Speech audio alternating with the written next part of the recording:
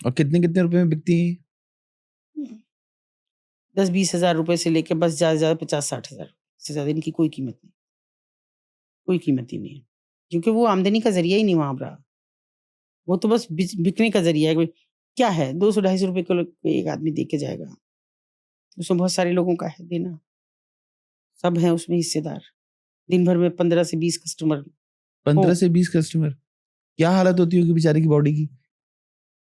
वो तो मतलब भाई बॉडी जो नहीं है, वो तो मशीन है। मशीन है वो, तो कुछ नहीं पता, कुछ नहीं, जीवन और जी नहीं है, नर्क है। उनका स्टेट ऑफ माइंड तो कुछ मतलब समझ में नहीं आता होगा उनको नहीं, तो। उनको कुछ नहीं समझ आता। आप कल्पना नहीं कर सकते कि ऐसे मान लो मैं बैठी हूँ या ये बैठी है और ऐसे लड़कियाँ नीचे सामने यूँ लाइन से बैठी हैं। अचानक जीने में आहट होती है और जीने ऐसे हैं कि एक जीना 2 तरफ खुलता है। मतलब एक दूसरे कमरे पे, एक इधर वाले कमरे और वो ऐसे ही एक छोटा हॉल होता है जिसमें वो लड़कियाँ रहती हैं और हॉल के इधर-उधर केबिन, छोटे-छोटे पर्दे डल के, केबिन कोई हाई-फाई केबिन नहीं, पर्दे डले हुए हैं बस गंदे से, एक-एक गद्दा बिछा हुआ है। अब तुम्हारे साथ क्या हो रहा है मुझे भी पता है और मेरे साथ क्या हो रहा है तीसरे को भी पता है। तो ऐसे भाग के जाती हैं मतलब कोई प्रॉपर रूम नहीं है, कोई कुछ नहीं है। कि भाग के जाती हैं सारी लड़कियाँ आहट होते ही और क्योंकि उन्हें अपने आप को एक्सपोज़ करना है कि मैं या मैं, किसको और वो कस्टमर जिसके हाथ वो पुताई करके आया हो, वो कहीं खराद का काम कर रहा है, वो कहीं पेंचर लगा के आया हो, वो कहीं और वो शायद नहाया भी नहीं, शायद उसके कपड़े इतने गंदे उनमें से बास आ रही है और वो अपने आप को फुल मेकअप करने के बाद में उसको एक्सपोज़ कर रही हैं कि मैं। सी उसकी और सिर्फ कल्पना 100 रुपए 200 वो रुपए के लिए। कल्पना हाँ, वो कल्पनातीत है ये चीज़ें कि जिनको आप सुन रहे हैं, मैं महसूस कर पाई हूँ, देख पाई हूँ कि ये जीवन है। मैं बहुत बार सोचती हूँ कि कैसे हालाँकि मुझे देख के वो थोड़ा संकोच करती हैं। वो ये करती थी कि भई नहीं, नहीं जा, अभी नहीं, मैडम बैठिए, अभी नहीं। हालाँकि उन्हें 100 गालियाँ मुझे अंदर से देती होंगी, एक कस्टमर चला गया, दूसरा पता नहीं कब आएगा। तो आप नीचे पुलिस पिकेट है, सामने सीओ ऑफिस है, पुलिस के 2 बंदे गश्त करते हैं। काहे लिए करते हैं भई? रोको ना कस्टमर को, वो तो कहती हैं कि हमारी तो दुकान है। नहीं आएगा आपका कस्टमर, आपके घर का भाई, पति बेटा नहीं आएगा, तो हम तो बर्तन मांजेंगे किसी के, मज़दूरी करेंगे कहीं, कुछ तो करेंगे पेट भरने के लिए। सही हम बात है। थोड़ी उन्हें घरों से निकाल के ला रहे हैं। सही बात है। और आप इससे भी ज़्यादा अगर मैंने तो अभी शुरू किया, किसी ने मुझे वीडियो भेजी है, मैं खुद हैरान हूँ उस वीडियो को देख के कि इतनी गंदगी, किस दुनिया में जी रहे हैं? क्या दिखती नहीं? दिल्ली में किसी को नहीं दिखती जीबी रोड पे क्या हो रहा है? हर जगह कबूतर की तरह से आँख बंद कर रखी है कि बिल्ली हमने कबूतर आँख बंद कर ली कबूतर ने, अब बिल्ली उसको नहीं खाएगी। खा रही है आपके समाज को ये प्रथा अंदर-अंदर खा रही है, आपकी बेटियों को और जिनको नहीं हो रहा है, उनको लग्ज़री जुटाने के लिए बहुत सी चीज़ें हैं, जिनको अगर मैं कहना शुरू करूँगी, तो शायद आप भी बर्दाश्त नहीं कर पाएँगे। वो एक अलग दुनिया है। इस दुनिया से दूर, यहाँ का काला अंधेरा, जो सच है ना, आप उसको कल्पना में भी नहीं ला सकते। बहुत हद तक मैं कहती हूँ कि संजय लीला भंसाली ने वो बनाई फ़िल्म, मैं उन्हें सैल्यूट करती हूँ कि उन्होंने उसको 80% लगभग नज़दीक और मैं समझ नहीं पाई कि उन्होंने ये कैसे सारी चीज़ें कहाँ रिसर्च की हैं, कहाँ क्या किया है। लेकिन वो जो उनका साड़ी पहनने का स्टाइल, इतना पल्लू रखना और वो थोड़ा-सा ऐसे घूम के चलना, वो बिल्कुल उनकी मालकिन की आदत हो जाती है। इसी तरह जैसे हम कहते हैं थर्ड जेंडर का एक अलग स्टाइल है, लेकिन उनका एक अलग स्टाइल हो जाता है। उस तरह की साड़ियों को पहनने का, जैसे हम लंबा पल्लू रखते हैं, अगर हम सिर भी ढकें तो हमारे हाथ तक आ जाए, वहाँ नहीं इतना रखेंगे। आप फिर से देखिएगा एक बार गंगूबाई को सेम है और वो जो गंदे कमरे मुझे नहीं लगता कि उनमें कभी झाड़ू भी लगती है। इक्का-दुक्का को छोड़ के, जो बहुत पूजा-पाठी महिलाएँ हों उनको छोड़ के और बाकी में तो कभी मुझे झाड़ू मतलब मैं अगर उस बेंच पे बैठती हूँ तो पहले ऐसे देखती हूँ, कितनी मिट्टी है यहाँ, कितनी गंदगी है। क्योंकि वो जो आके बैठ रहे हैं, वो अगर अभी किसी के यहाँ चिनाई करके आए हैं, मज़दूरी करके आए हैं, उनको कोई वो फ़र्क ही नहीं मिट्टी पड़ता। नहीं झड़ी कहीं से और उसको सबसे सुंदर लड़की चाहिए, सबसे हिस्ट-पुस्ट लड़की चाहिए। और उसका प्राइस कितना होगा? 100 रुपए 200 रुपए? 200 ढाई सौ रुपए बस, 300 रुपए बहुत ज़्यादा किया तो, इससे ज़्यादा। कोई ठीक-ठाक पैसे वाला वहाँ क्यों आएगा? उसके लिए तो बहुत सारी चीज़ें हैं, पूरा खुला पड़ा है बाज़ार, कहीं भी चले जाओ, लड़कियाँ मिल जाएँगी, कॉलेज की हैं, सब जगह की हैं। तो कहाँ आप?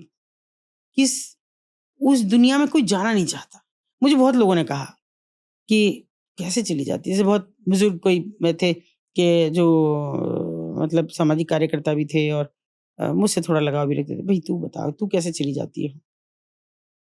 एक बार हमें दिखा के ला। इस शब्द से मुझे एतराज़ है। क्या दिखा के लाऊँ? नुमाइश है वहाँ, बाज़ार लगा है, क्या चीज़ है? अरे नहीं, नहीं, एक बार जाना चाहते हैं, तू कैसे चली जाती है? मैंने कहा चलो ठीक है, चलो। गए सज्जन हमारे साथ और वो सज्जन नीचे ही रह गए, हम तो ऊपर चले गए। जब मैं वापस आई तो धूप में पसीने-हाल, अरे भैया तू तो चली गई और मैं तो खड़ा रह गया भई।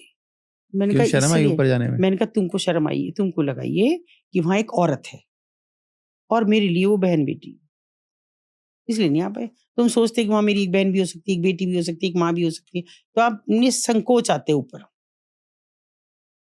और कुछ लोग ऐसे भी हैं, मेरी ज़िंदगी में आए जिनको मैं नाम नहीं लूँगी लेकिन एप्रिशिएट करूँगी, कि जो हमारे साथ गए और चूँकि वो सरकार से बंधे थे, तो हमारे साथ गए और मेरे पास उनकी फ़ोटो भी है कि वो उन्होंने इतने प्यार से उनके सिर पे हाथ रखा और उन्हें ज़रा भी संकोच नहीं हुआ। सबको बड़े अच्छे से फ़ोटो खिंचाने में भी उनको संकोच नहीं हुआ और ना ऐसा लगा मुझे कि उन्हें ज़रा भी हेजिटेशन हो रहा ऊपर जाने में।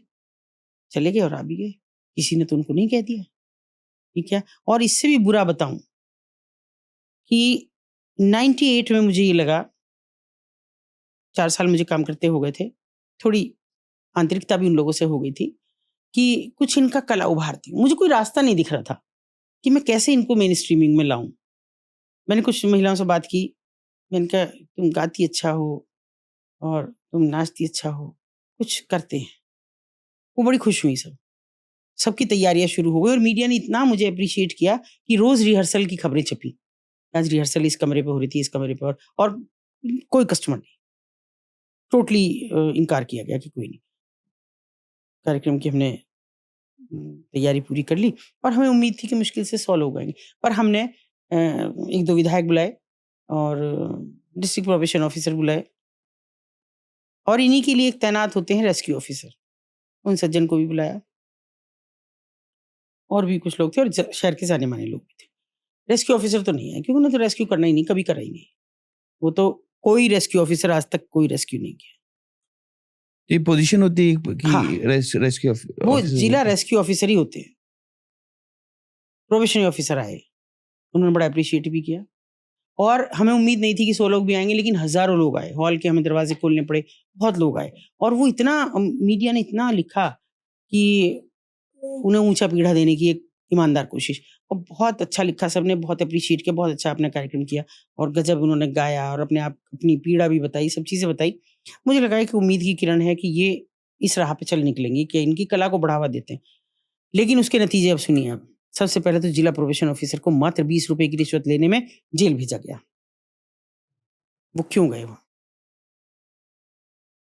पुनर्वास होना ही नहीं है उनका, है ना?